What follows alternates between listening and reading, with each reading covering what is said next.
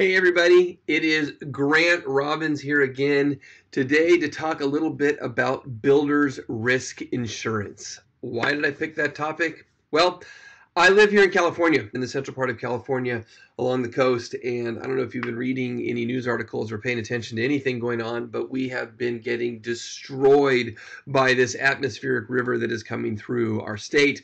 It is dropping enormous amounts of rain, and in our area it is flooding out streets, flooding out homes, creeks are overflowing, destroying bridges, all sorts of stuff. And quite honestly, that also means construction sites.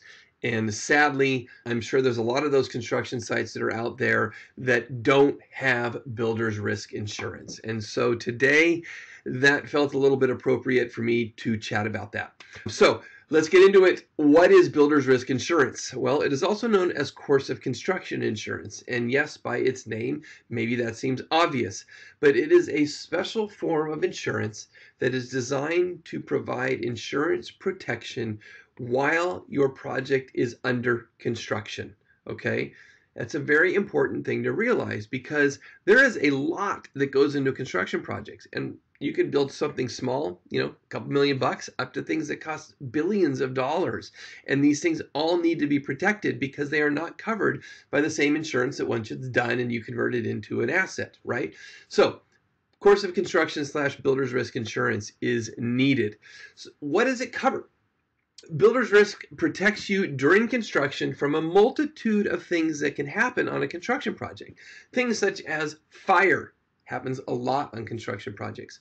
Lightning, hail, explosions, theft, vandalism. Yes, vandalism, graffiti, things like that. Theft, plywood. Someone is building something and they need some wood, they come to your project.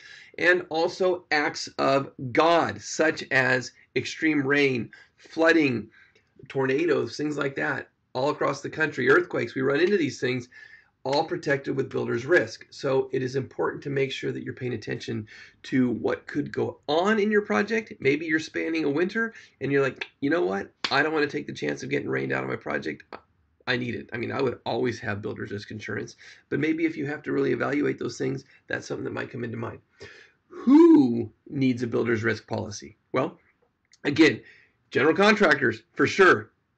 Owners, developers, lenders probably want to protect their investment as well. But here's a couple that people don't think about too much. Architects, yes, you might want to get builder's risk insurance too, depending on how involved you are with the project. And here's an important one to think about. Subcontractors can get a builder's risk policy for their project. Many of you have probably been on projects where there's a subcontractor on there that has a multi-million-dollar subcontract agreement. They have containers full of materials and tools and equipment and all sorts of stuff on the project that they may want to protect with a builder's risk policy. Very important to think about. A lot of people don't realize this too. A builder's risk policy can protect you from losses in your soft costs. So what do I mean by that?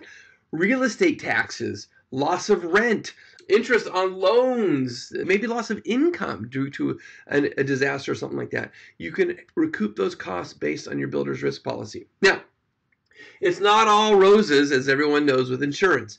Make sure if you're going to get a builder's risk policy, you check out the fine print. Watch for your exclusions. What if there was an exclusion on a policy here on the Central Coast where excluded flooding? Well, wouldn't do you too much good after the atmospheric river we just had blow through here, okay?